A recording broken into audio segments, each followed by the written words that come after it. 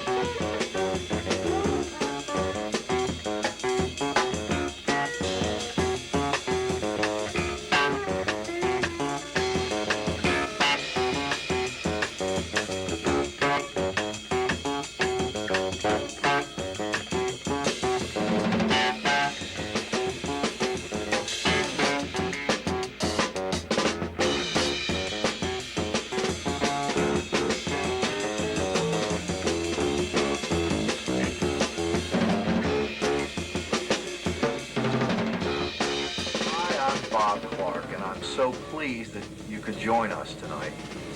We really do have a very special program. Of course, we like to think that every one of them are special. Tonight, we'll be visiting with our friend Uncle Flywheel. Later in the broadcast, we'll take you back to Telford Mansion.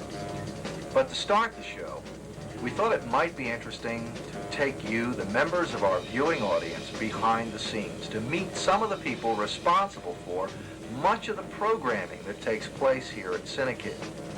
So once again, we've called upon the talents of the one and only young Dave Trachtenberg to guide you behind the scenes. And this week, we're going to take you to our makeup and costume department. Obviously, a lot of our programming this year requires extensive makeup and costume work. Our boys and girls are outfitted with costumes for hours and hours before actual production begins, and lots of times they have to spend up to an hour before a broadcast getting made up. The different characters and characterizations are designed and developed by our young people under the guidance of Miss Peggy Rastiello. I'm very pleased that she's a graduate of the CINEKYD program, is now a college student, and a teacher with our students. So let's join Dave as he visits with Peggy and a couple of our students in the makeup and costume department of CINEKYD. Hi, I'm David Trachtenberg on CINEKYD Theater. And this week we're going to talk to Peggy Rastiello, who's the head of the makeup and costumes crew. Before I start asking Peggy some questions, I just wanted to tell you why we were here. Makeup and costumes was a crew that was just kind of out of a suitcase, and when we made films, we just took the makeup out of a suitcase and we started putting them on the people. But now, for the first year, we have our own room where we do all our makeup and costumes for each movie and shows and things like that. Peggy, this is the new room, and how do you like it? I love it. I think there's a real need for it, or a space where we can keep our costumes and our makeup without having to go into a suitcase every time we do something. Mm-hmm. And I guess it's more convenient to just have everything instead of going into things and getting it out. It's easier for the talent to keep their costumes together, and we have a place where our crew can work without having to get in the way of other crews. When you started getting interested in makeup, what was the first thing that you had to know? I picked it up over the years. When I started in CINEKYD, I was a student director, and I've done that, and that kind of allows you to work on other crews, and I always helped makeup, and I was always interested in it. And you learn how to apply it first, and the right way and the wrong way. Mm-hmm. What projects have you worked on yourself, and what are some of the projects that the crew works on together? My big project is the department right now. Just trying to get that organized. That's what I'm doing. That's enough. And trying to train people. I've got to stay one step ahead of my crew, and it's tough. I'm trying to teach them age makeup and monster makeup. There's an art to it. It's not just something you just don't slap powder and lipstick on somebody's face. Yeah, that's what most people think. There's Makeup and costumes. a way to do it. Put everything on, but yeah, it's really like a technique or something. I mean, you know that. Yeah, but what, like a clown or something like that. It, like, what are some of the steps that it takes in doing that? Well, there's a lot of steps. First, you clean somebody's face off and prepare it for the clown white, which is grease paint, which is really horrible to work with to get it even. And then you apply your colors on top of that for the lips and the eyes and the nose. And there's certain types of clown makeup, and there's certain techniques that you use when you apply it. You just don't draw a big mouth and a big nose and big eyes and that's it with different colors. There's types of clowns. Does it take a lot of time to do something like that, or? It can take to somebody who's not real familiar with it. It can take a long time, and that's part of the reason we have the department to train students to do that kind of a thing in a short period of time. How did you learn to do things like that? I learned it from Wendy Worthington. I learned a lot of it from the track program, and from the summer media programs, just by working with the crew. And also on my own time, I did a show for a temple in Jenkintown. There were 52 people in it, and I was the only makeup person, so I learned real fast. Besides makeup, do you like costumes? You make your own, your own costumes and things like that? That's one of the things we're going to start doing, is designing and making costumes just to have on hand for whatever productions we might want to do.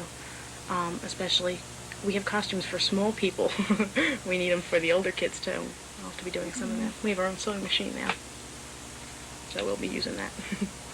Behind us, what's that for? Denise is designing makeup on Brian for Uncle Flywheel. He's an elf. Brian is an elf, and she's playing with some different techniques and some different colors to get certain effects in case we go to color TV. That's Brian Eggleston. He plays Braino in Uncle Flywheel, and she's just working out some of the bugs in the makeup. When you do an old person, how do you make him look old? Like a kid? 'Cause Well, what you do when a person ages, their skin sags, okay, and like your jaw here, okay, you would have your skin when you get older.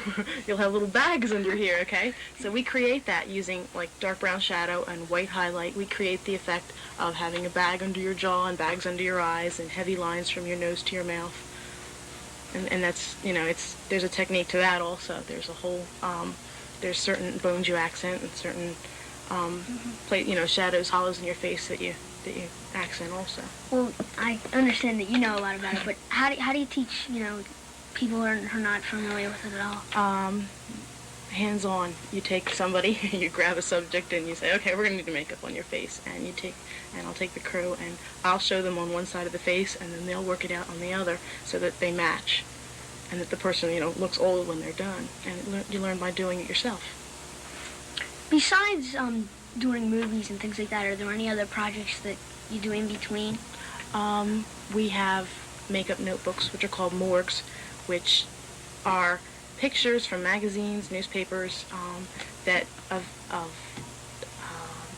old men, old women. So they study from these? They study from the pictures. They have something to look at while they're trying to create the makeup, so they know where a wrinkle should go or where, So before a movie, if like Mr. Clark or somebody would tell them an idea that they could get prepared for it, they'd look into their books. And we haven't got anything like that, and we need them for reference. And we also are doing collages of that type of thing to put up on our walls, because we don't have that much stuff. But that's just for now. We're going to be doing other things in the future. What do you think was, the hardest movie for makeup, in terms of makeup, that has been done so far at CINEKYD? I know in Gargantua, the people from ID. That was tough, yeah. That was really creative. The crew did a nice job on that. They used sequins and glitter And it isn't so hard. The hardest part of makeup is creating it in the first place. Taking someone's face and deciding what you're going to do with it to create the effect that you want. That's the toughest part. I think the toughest makeup job we had was probably Gargantua, or one of the horror films that we've done. The films we do for Halloween or for Christmas. They take a lot of makeup. Yeah, like a monster or something. Yeah, we did a Tyro show one time where the children were all made up like stuffed animals and toys and things, and that was tough. Well, thanks, Peggy. You're welcome, Dave. It's neat here. Well, we have a lot of girls on the crew, and I hope we can attract some guys because we'll be getting into space makeup and monsters and that kind of a thing. It's neat. Yeah, it's fun. Well, thanks, and see you next week on CINEKYD Theater.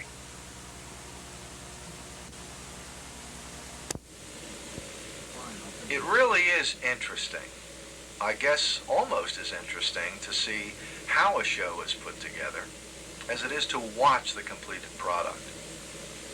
And I guess an awful lot of our boys and girls do things where the audience is not completely aware of their participation in the program.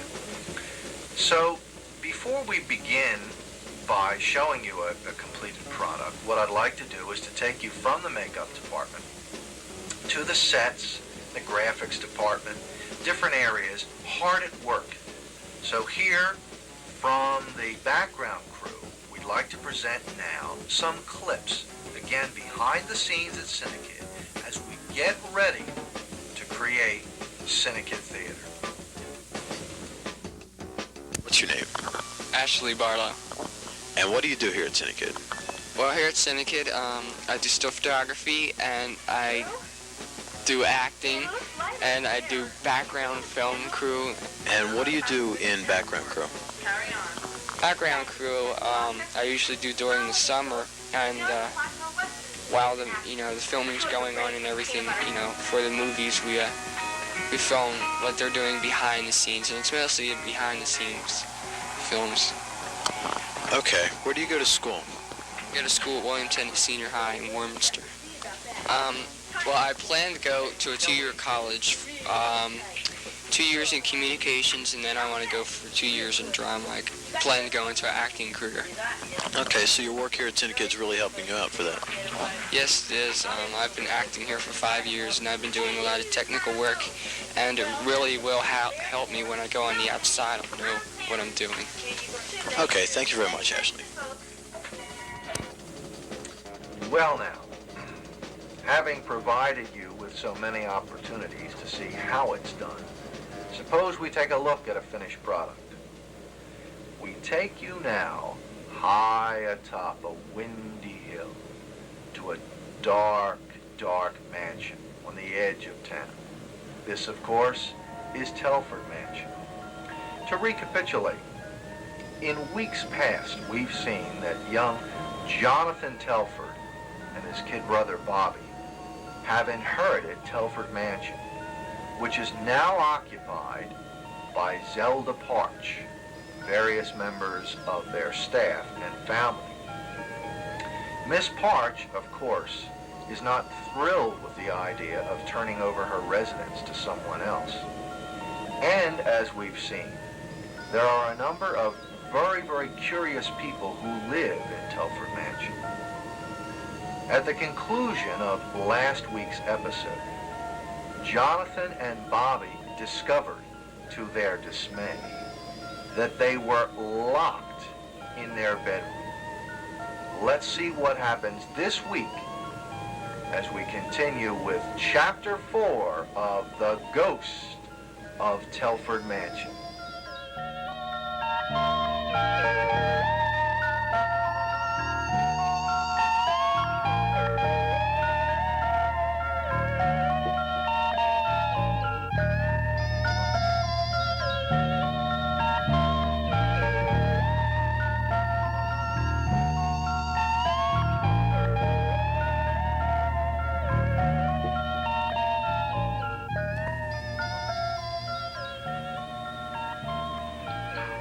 Now what are we going to do? I'm going to break the door down. What? You break the door down? What do you think you are, a sumo wrestler? You just sit there and stay out of the way. Try it again. Maybe it was just stuck or something. Bobby, I'm telling you, it's broken. It's open. I knew that door was locked. It's not now. Well, let's get out of here. Am I coming with you? Yeah, you're coming with me. I'm not leaving you here.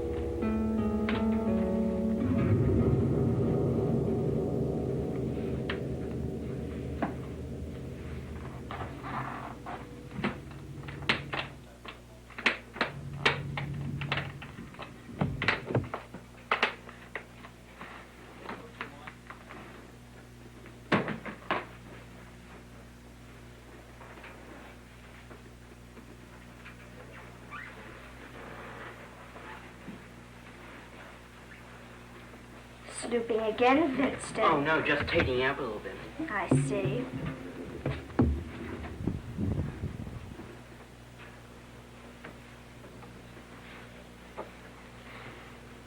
Where are they? I'm not quite sure. They had a little bit of trouble getting out. And I suppose you saw to that? Yes, madam. There's only one problem. While you're searching their room, they're wandering about the house. Good point, madam. I want you to find them and bring them back to me. Yes, madam. And Winston, one more thing. The Yes. scream. Was it ours? I'm not quite sure, madam. Just doing a history report. You tell him. No, you tell him. A history report. I don't know anything about a history report. I'm supposed to be here to fix the carpet. I'm supposed to be here and you're not. Please, let us go. I don't care if you go or stay. I'm supposed to be here to fix the carpet and you're on it. I'll have to call the Automobile Association. First time my caddy broke down. That's why my father always prefers limousines. Jonas, what are you doing? Trying to fix the carpet. Please, Mr. Cromwell, help us. Girls, why are you here? Trying to do a history report. Get them off my carpet. What is all the noise? Sandy, Laurie, what are you doing here? A history report. Mr. Cromwell? My car broke down. Richardson? Well, I happened to be passing by. Miss Parks, will you please get them off my carpet? Why is it every time that I'm here, the lights go out? It must be a fuse or a circuit. Winston! Winston! Get them off my carpet. Jonathan! Bobby! Boys, how did you get here? I don't know. Jonathan, what happened to your brother? Bobby! Bobby! Bobby! Bobby!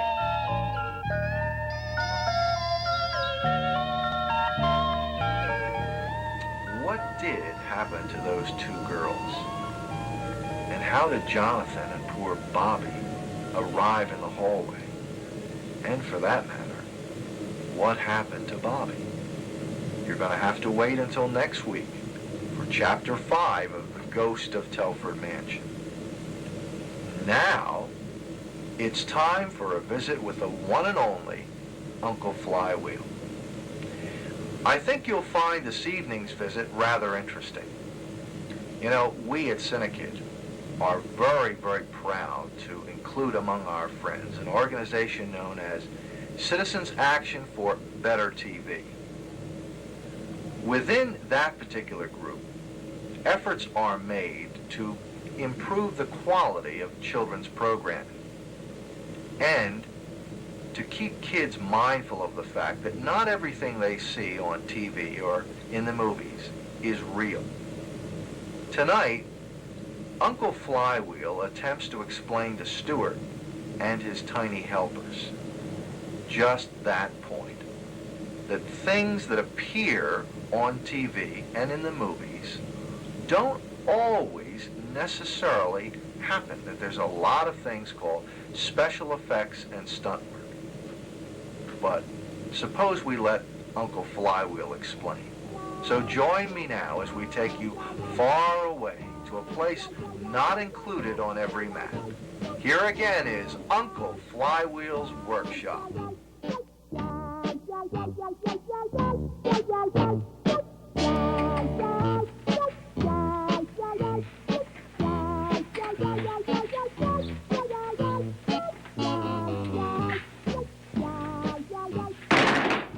What you doing?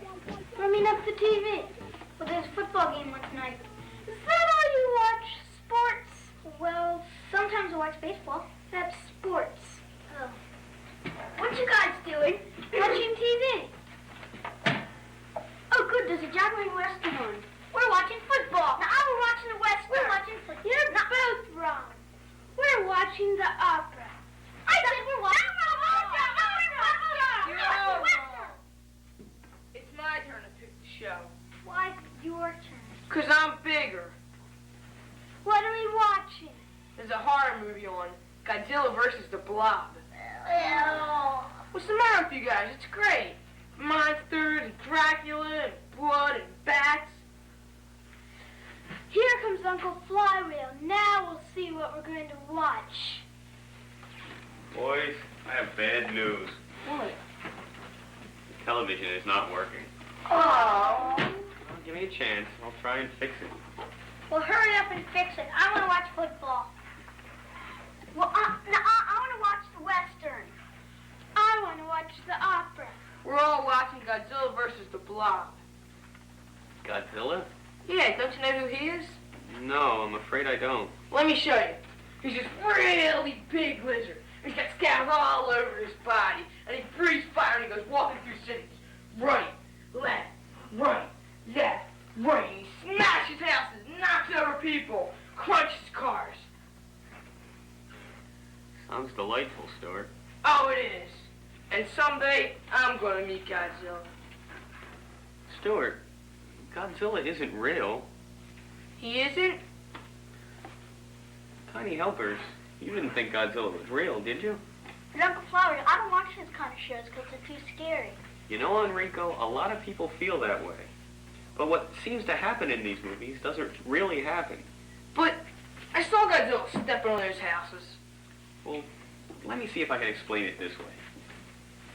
Stuart, you like Godzilla movies and horror movies, right? Yeah.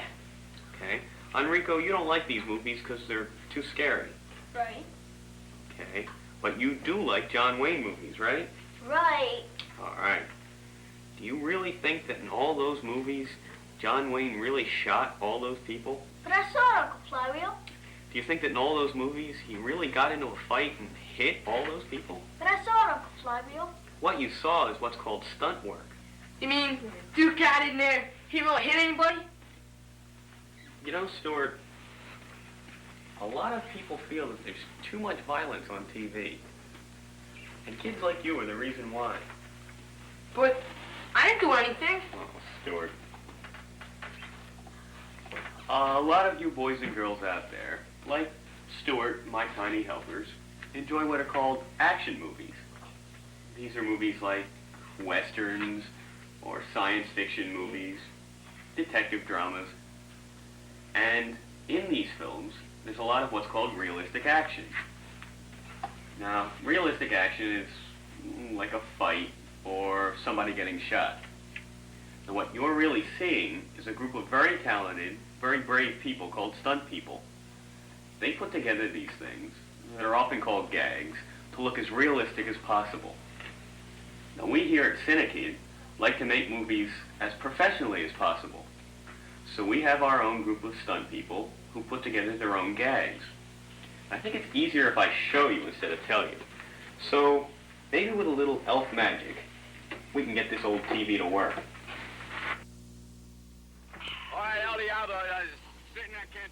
Now, in commercial feature films, as I said, most of the stunt work is done by people who are trained in this sort of thing.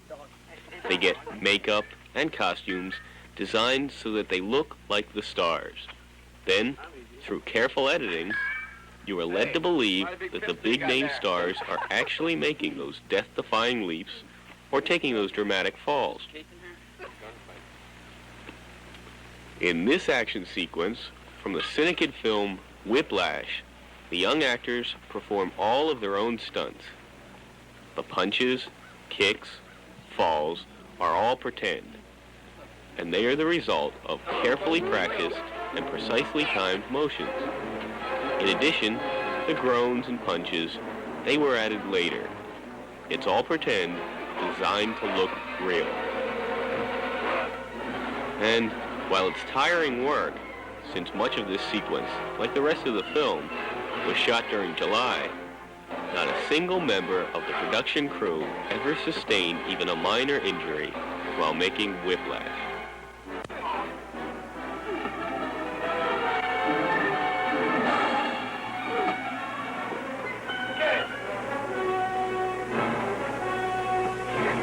Now, that's how we did it in Whiplash. While you were watching that, I showed Jimbo and Stuart a little movie magic. This is what's called the Western Punch. Show them, guys.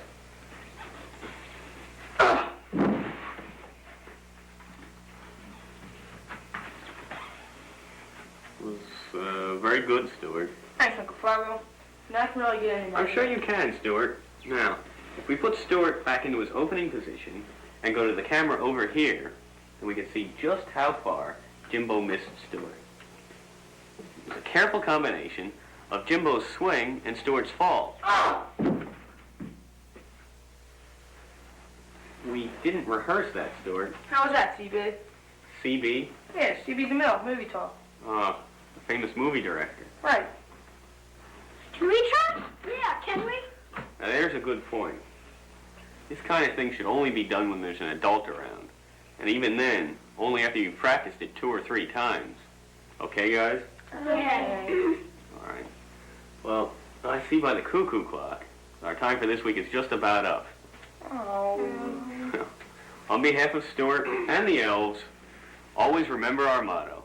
Each one, for each one. Good night. Bye. That's the wonderful thing about Uncle Flywheel. He's able to explain things so well.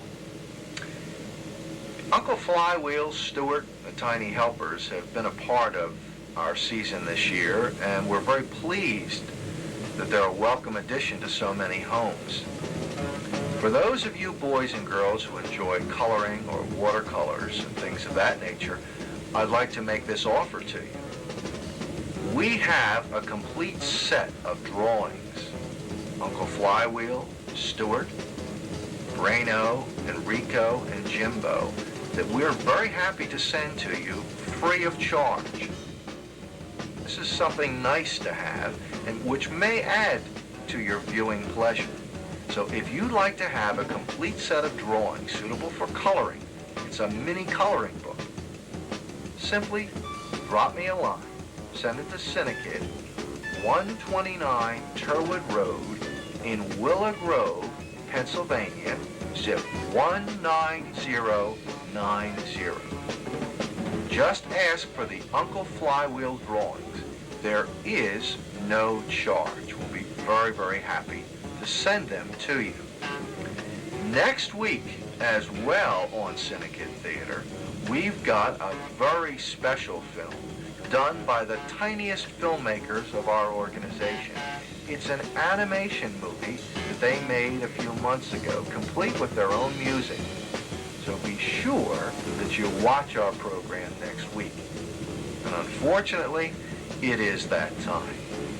So this is Bob Clark on behalf of the staff and the kids, thanking you for watching and inviting you to join us next week, same time, same station for CINEKYD Theater. Good night and God bless.